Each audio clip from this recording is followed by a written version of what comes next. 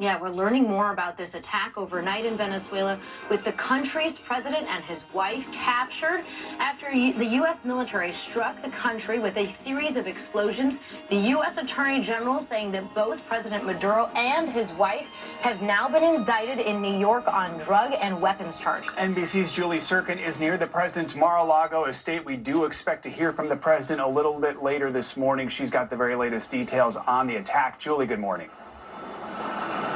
Hey guys, good morning. So many questions this morning, especially coming from lawmakers, remember, who really have the power to declare any kind of war in this situation under Article 1. Of course, in this case, we know that according to Secretary of State Marco Rubio, who has been working on the phones, even this early on this Saturday morning, talking to lawmakers, some Republicans at least, who were not warned in advance of this strike, I'm told, against Maduro and the effort to extract him from the country, but telling them that with Maduro's extraction, with his wife and him being taken by the United States military, that no further action in Venezuela is expected to take place. Of course, as we've been talking about over the last couple of months, this administration has ramped up its economic and particularly military power, escalating that on Venezuela. We saw the first strike on an alleged drug boat happen back in September. Since then, at least 30 strikes on these alleged drug boats. This is the justification the administration has been using in recent months to conduct this kind of action,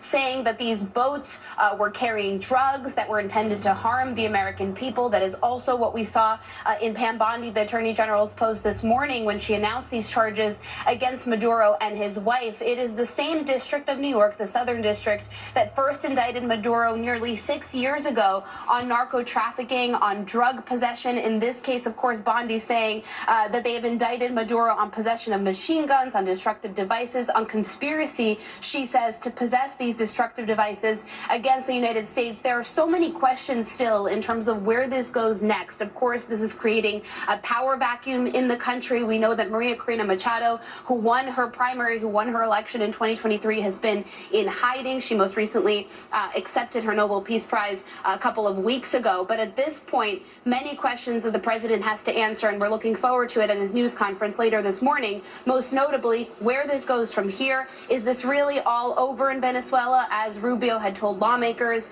and what the administration is planning to do next, Peter? Yeah, the specific operation might be over, but many people are waking up right now in Venezuela wondering what the future holds for their country. Julie Tsirkin, thank you. Let's get over now to NBC's Pentagon correspondent Courtney Kube for more with what we're learning about these strikes. Courtney.